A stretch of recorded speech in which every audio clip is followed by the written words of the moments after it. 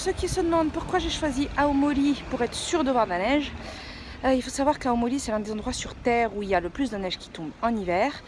Quand je suis venue prendre le bateau ici, il y a même pas une semaine, il y avait un petit peu de neige et là, bah voilà, je vous laisse regarder. Il n'y a plus du tout de trottoir, il n'y a rien du tout. J'avais de la neige là jusqu'aux genoux, là sur ce petit chemin derrière. J'ai l'impression d'avoir fait un marathon. J'étais même pas hyper loin du port là pour trouver l'arrêt de bus. Mais franchement, quand vous avez une valise à vous traîner, j'aurais peut-être dû prendre le sac à dos. Voilà, bon, et ben, du coup là je suis quand même bien contente, même s'il faut que j'attende dehors, d'attendre mon bus, même si c'est un petit quart d'heure, parce que là, j'en peux plus. Au fait, j'en profite parce que c'était un truc que j'avais oublié de dire. S'il y en a qui se demandent pourquoi on dirait que j'ai des ronds sur les joues, s'il y en a qui ont déjà remarqué, vous voyez la forme du masque? Voilà, alors quand on porte un masque non-stop pendant des mois, que ce soit à cause du soleil ou de la réverbération de la neige, ben il n'y a que ces petits ronds là qui bronzent. Donc si je peux vous donner un conseil, si vous devez porter des masques aussi à l'extérieur, faites pas comme moi, mettez de la crème solaire sur les joues. Voilà.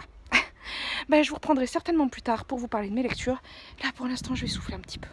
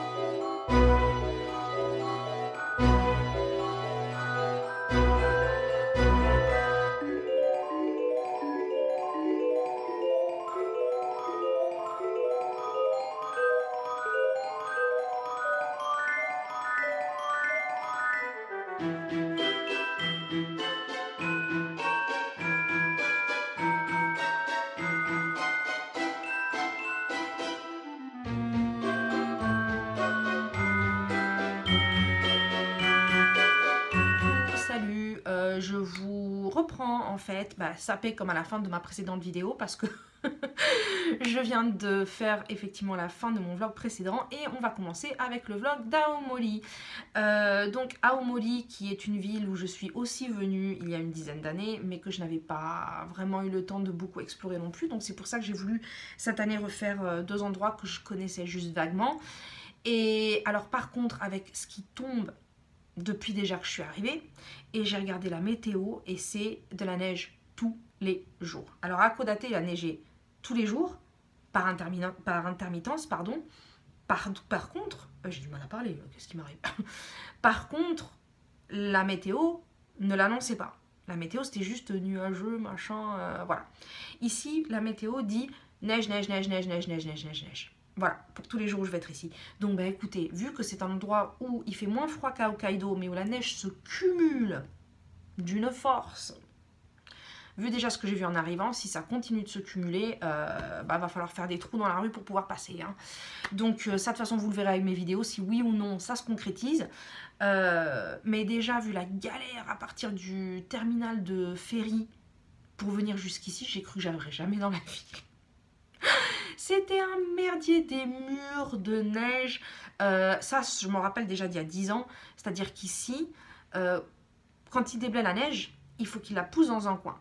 Et donc, pour que les gens puissent circuler, y compris à pied, ils font des petits trous, en fait, pour qu'on puisse voir, en fait, où on passe, où sont les rues. Donc, à chaque croisement, il y a un petit trou dans la neige. Donc, il faut jeter un œil pour voir où on est. Bref, c'est un petit peu étrange, mais en même temps, c'est pour ça aussi que je suis venue, parce que je m'étais dit, comme ça, si j'ai pas assez de neige à Hokkaido, je sais qu'ici, j'en aurai. Bon, je crois que j'ai bien fait. Hein, voilà. Sinon, parlons lecture. Encore une fois, c'est le but. Alors, sur le trajet en venant ici, j'ai commencé un livre qui avait été conseillé sur la chaîne de Paper Palace pour le Cold Winter Challenge en plus, donc c'est très très récent et dont je n'ai jamais entendu parler avant, ni l'auteur ni le bouquin, et c'est Ring Shout. Le truc c'est que Ring Shout, alors depuis que j'ai vu la vidéo, je me rappelle même plus de quoi ça parle. Ça, c'est l'avantage d'avoir une mémoire de poisson.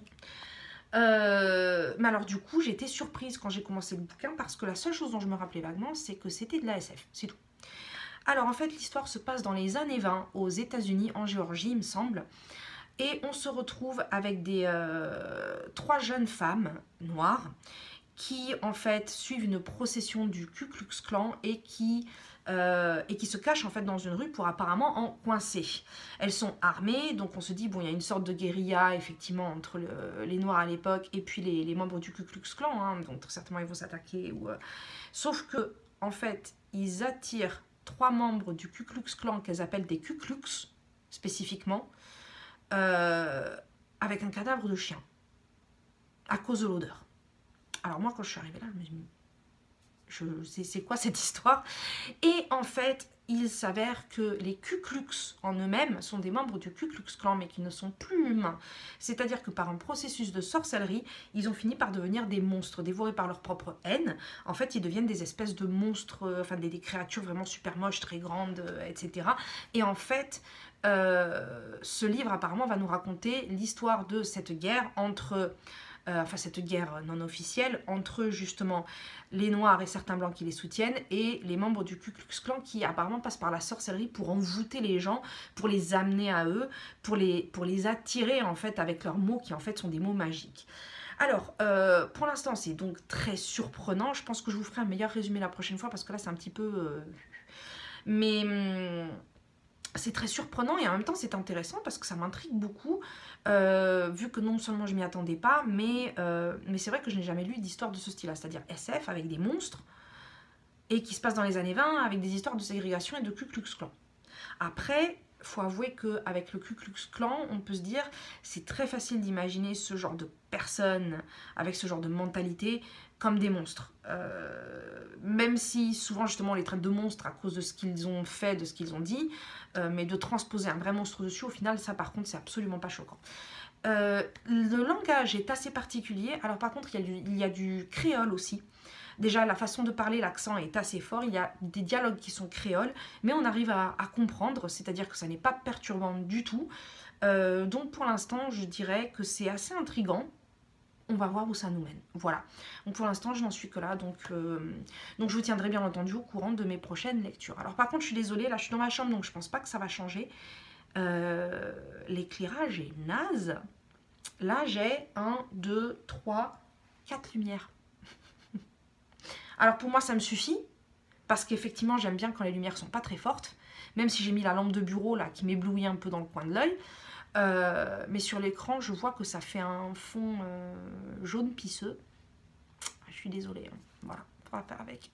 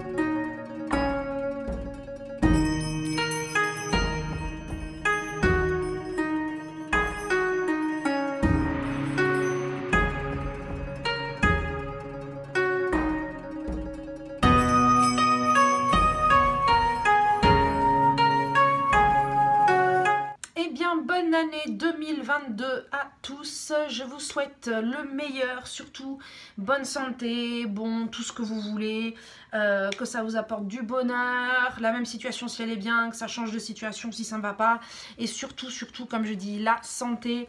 Et puis voilà, en espérant que 2022 nous apporte en règle générale aussi dans le monde des choses un petit peu meilleures, qu'on en finisse avec vous savez quoi. Voilà, alors je suis de retour pour plusieurs lectures. Alors cette fois-ci par contre j'ai beaucoup plus de choses à raconter que la dernière fois. Alors juste à Aomori en règle générale, donc je vous avais dit qu'il risquait d'y avoir beaucoup de neige. Depuis que je suis arrivée c'est non-stop. Ça tombe, de temps en temps ça s'arrête. Mais ça se cumule d'une façon. Alors les petits trous dans les rues, hein, on est reparti avec ça.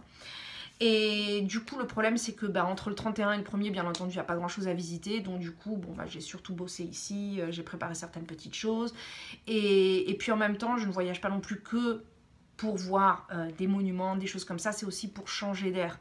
Donc le simple fait déjà d'être loin de chez moi, d'avoir un décor qui n'a rien à voir, un climat qui n'a rien à voir, déjà ça me change les idées, ça me permet de me reposer de toute façon, voilà. Donc revenons-en à nos lectures. On va commencer avec une que j'ai terminée parce que je l'ai écoutée en baladant et elle est très courte. Il s'agit de L'étrange histoire de Benjamin Button de Scott Fitzgerald.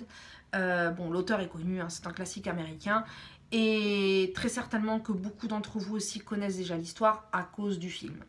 Moi je connaissais déjà l'histoire à cause du film effectivement, puisque c'était un film que j'aime beaucoup, que j'ai regardé il y a plusieurs années, mais effectivement dont j'ai encore un très très bon souvenir. Et ça faisait un petit moment que je voulais lire la nouvelle, déjà encore une fois pour découvrir l'écriture de l'auteur, mais aussi parce que justement je voulais savoir à quel point c'était vraiment différent de l'histoire. Et j'avais vu pas mal de retours justement qui disaient que c'était très décevant parce que le film est beaucoup mieux, beaucoup plus approfondi, beaucoup plus... En même temps, je pense qu'en presque 3 heures de film, on peut développer plus de choses que dans une nouvelle qui fait... je sais pas combien de pages j'ai fait, mais ça fait peut-être 60 pages, quoi. Voilà, c'est pas... Peut-être pas 60 pages, un peu plus quand même, mais bon, voilà, c'est pas de quoi... Eh bien, écoutez, moi, personnellement, ça m'a plu. Voilà. Bien entendu, l'histoire est plus simple, moins fouillée que dans le film.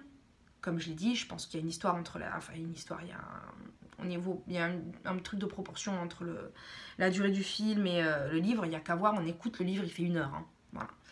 C'est-à-dire à peu près un tiers du film, forcément. Alors, pour ceux qui ne connaissent pas l'histoire, je vais résumer vraiment très très vite puisqu'elle est courte. La famille Button en fait, le couple Button attend un enfant et l'histoire commence quand effectivement la dame va aller accoucher à l'hôpital, ce qui était une nouveauté à l'époque. Et lorsque le mari vient pour voir donc ce qu'il en est, c'est un garçon ou une fille, parce que bien sûr c'est super important, il faut que ce soit un garçon, bref. Il voit que tout le monde s'éloigne de lui, le repousse, ne veut plus rien avoir à faire avec sa famille, en gros va avoir ton bébé et puis fous-nous la paix quoi. Et donc il s'attend au pire et en fait ce bébé est un vieillard. Voilà, donc la dame a accouché d'un vieux bonhomme de plus de 70 ans, tout recroquevillé, tout ridé, avec la barbe et tout, enfin la totale quoi. Donc forcément j'imagine que c'est un petit peu flippant pour les médecins, mais aussi pour les parents, hein, faut pas déconner.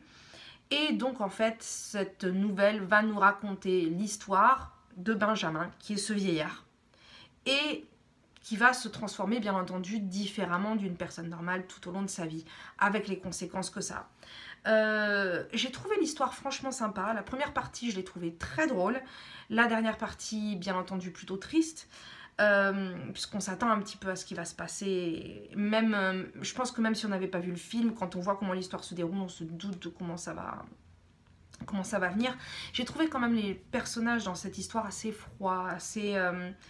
je dirais pas sans cœur, mais franchement, ouais, ça c'était des choses où j'avais un petit peu de mal. Alors, est-ce que c'est dû à la longueur de la nouvelle ou vraiment au contexte? Je pense que c'est une histoire très symbolique, c'est-à-dire que, bien entendu, c'est fantastique, hein, donc il ne faut pas prendre les choses au pied de la lettre, mais cette histoire entre un vieux au lieu d'un bébé et justement la différence que ça fait, le regard des gens, l'évolution, le fait que l'évolution soit opposée à l'évolution normale, le fait effectivement que dans toute l'histoire, Benjamin, avec juste sa simple existence, démontre à quel point l'apparence, l'âge, l'aspect physique sont des choses qui ne disent rien de la personne, au contraire même, et que malheureusement, parfois, dans notre société, il vaut mieux tromper les gens parce que c'est ce qu'ils veulent croire, plutôt que d'être honnête, parce qu'effectivement, ça, ils ne veulent pas en entendre parler. Donc, je pense que c'est surtout la symbolique de cette histoire qui est très très forte. Voilà, donc comme elle est très courte, je vous laisse la découvrir si vous voulez le lire. Je pense que c'est en tout cas une bonne introduction pour l'auteur Fitzgerald, si on ne sait pas trop si on veut lire des livres plus épais de lui ou pas. Et moi personnellement, franchement, je l'ai beaucoup aimé. Peut-être aussi parce que je partais déjà dans l'idée que de toute façon, ça ne serait pas le film qui aurait des différences et que forcément, ça serait moins fouillé, ce serait plus léger entre guillemets, voilà. À partir du moment où on sait dans quoi on va, j'ai passé un super bon moment, franchement j'ai beaucoup aimé, Alors j'ai aussi continué Ring Shout, que je suis en train de beaucoup aimer. L'histoire est très intrigante, très prenante, je trouve qu'on s'attache très vite au personnage. Donc effectivement, comme je le supposais quand je l'avais juste commencé, il y a effectivement cette histoire, encore une fois très symbolique, hein, même si on utilise le fantastique, mais parfois le fantastique en fait c'est soit purement des monstres et fantômes, soit il y a toute une idée sous-jacente derrière, c'est plus notre façon de voir les choses en fait qui rend les choses monstrueuses. Et effectivement donc il y a cette guerre entre le Ku Klux Klan, c'est-à-dire les blancs violents contre les noirs, et les noirs effectivement qui sont de l'autre côté, qui sont héritiers des esclaves, etc. Et donc on nous raconte tout ça, il y a beaucoup de folklore aussi, donc c'est très très intéressant parce que du coup il y a plusieurs choses que je suis allée chercher en parallèle. Oui, je fais ça tout le temps, moi je vois un truc où je me dis oh tiens peut-être que c'est vrai, je vais jeter un œil. Donc du coup je fais 30 minutes de lecture et 3 heures de recherche, bref passons. Mais en attendant c'est quand même super intéressant puisqu'apparemment il s'agit de traditions Goula. Les Goula ce sont les créoles et les descendants des esclaves noirs de Caroline du Sud et Géorgie. J'espère que je dis pas une connerie encore pour changer.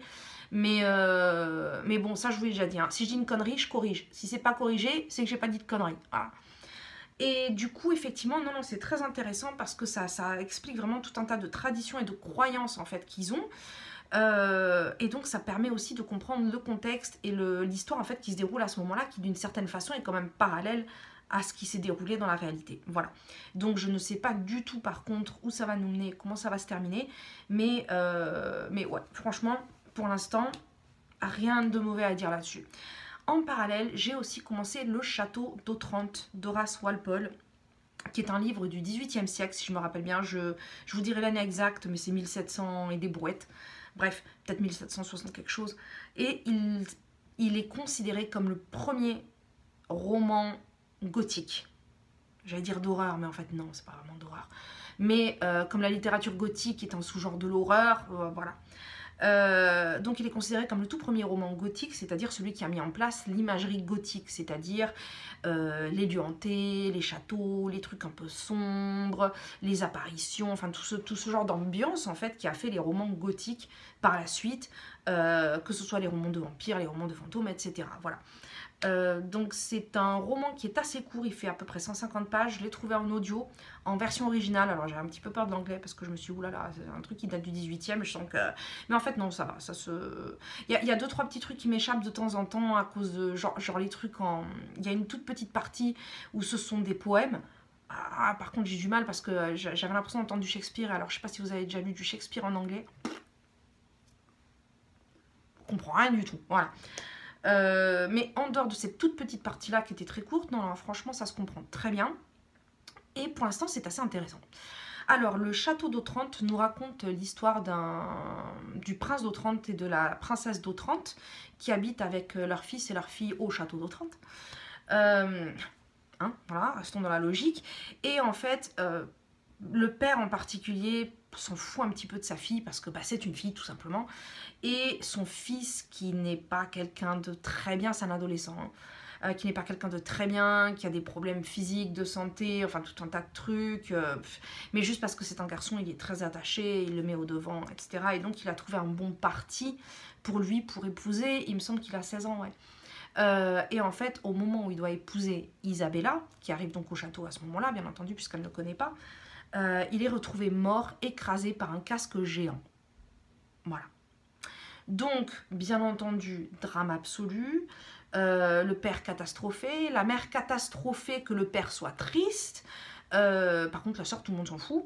Bref, et Isabella, donc la future femme, s'entend assez bien avec la sœur, bah, j'imagine, hein, deux pauvres jeunes filles qui n'ont pas leur mot à dire à cette époque-là, forcément, ça crée des liens. Hein. Et le problème, en fait, c'est que le père, au final, s'en fout un petit peu de la mort de son fils. Ça lui fait mal parce qu'il était attaché au fait que ce soit un garçon, mais il en veut beaucoup, en fait, à sa femme de ne pas avoir été capable de lui donner d'autres enfants mâles. Et il la déteste d'une certaine façon à cause de ça. Voilà. Et il demande à s'entretenir avec Isabella, qui devait être sa future belle-fille. Attention, le glauque arrive. Enfin, en tout cas, la première partie glauque. Et en fait, il décide que, puisque c'est un bon parti, et que lui aussi est un bon parti à cause de son château, eh bien, puisqu'il n'a plus de fils à marier, il va se marier, lui, avec Isabella. Voilà. Donc, il dit à cette pauvre gamine que, ben, puisque c'est comme ça, il va falloir qu'elle se marie avec lui. Que même s'il est marié, c'est pas grave, parce qu'il va divorcer de sa femme ce jour même, parce que de toute façon, elle lui sert à rien, parce qu'elle n'a pas été foutue de lui donner des fils viables. Et en fait, à partir de là, bah, cette pauvre gamine, elle dit « Ouh là là, mon Dieu, dans quoi je me suis embarquée ?» Je vous résume en gros, bien entendu, il ne parle pas comme ça. Hein. Et en fait, elle va s'échapper et elle va essayer de se cacher dans le château. Voilà. Et là commencent effectivement des événements étranges, des apparitions, on est toujours plus ou moins dans le noir. Voilà. Donc je ne sais pas trop vers où ça va nous mener, mais pour l'instant, je trouve ça très intéressant. En tout cas, bien mieux que ce que je ne pensais. Parce que comme j'ai dit, l'époque me faisait un petit peu flipper, en fait, surtout par rapport à la langue, par rapport à l'anglais. Et aussi parce que malheureusement, dans des livres de genre, les histoires peuvent mal vieillir. Voilà. Après, je peux arriver au bout et puis des fois il y a des surprises en cours de route. Mais pour l'instant, je trouve ça très intriguant. Les petits événements qui se passent. Après, je dis des événements bizarres arrivent. Mais en fait, dès le début, parce que le fils qui se fait écraser par un casque géant et personne ne sait d'où ça vient, moi je dis, c'est un petit peu chelou aussi. Bref. Donc voilà. Ben, pour l'instant, je continue. Ça me plaît bien. Comme j'ai dit, il n'est pas gros, il fait à peu près 150 pages. Donc, comme il s'agit d'un grand classique de l'horreur, j'allais dire de l'odeur, du gothique, etc., c'est quand même, il faut le connaître, quoi. Ça va, c'est pas un truc non plus qui fait 1000 pages comme d'autres, quoi, voilà. Donc bon, bah en tout cas, pour l'instant, c'est bien barré. Et, eh bien, écoutez, je vais très certainement vous laisser avec quelques images d'Aomori supplémentaires. Voilà, eh bien, beau visionnage de neige.